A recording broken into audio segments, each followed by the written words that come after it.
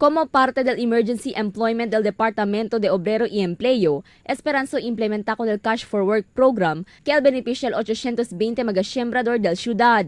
Este incluye magasiembrador de quien busca la vida y afecta por causa na efecto del tiempo de soles. Na entrevista con el jefe del DOLE Zamboanga City Field Office, Engineer Wesley Tan, 2.5 millones de pesos el fondo ya aloca el departamento para con el mencionado programa.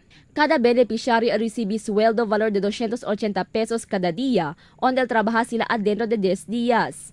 So good news no kay dali authority el central office diato no to have the realignment at sini kita mga budget for livelihood starter kits so PD authority el diato regional director. So good news is yan grant namin el central office no. For the city of Zamboanga no sini kita budget for emergency employment worth 2.5 million. So as itong 2.5 million, it will cover 820 mga farmers severely affected by the El Nino phenomenon. Puera na sueldo el dale también maga protective equipment el DOLE y GSIS Insurance. Según kontan, ya dale prioridad con mga upland farmers con quien ya identifica la Oficina de Agricultura como el de bien afectado na secas.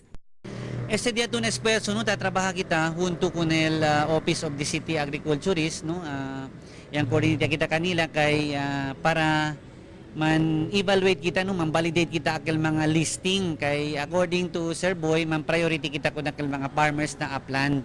So kay tamira sila amo kat el severely affected este día tong phenomenon. El concentra el trabajo del magasiembrador na limpieza con mga desagüe y otros lugar na komunidad en preparación na llegada del tiempo ulan. Puera na DOLE, de más temprano ya principia también conduci Cash for Work Program el Department of Social Welfare and Development onde takubri este con el 3,000 afectado siembrador. Además, ya principia también distribuir el Oficina de Agricultura, mga semilla de maíz, kamanting y mga fertilizer con mga siembrador. Crystal Almonia, Dateline Zamboanga.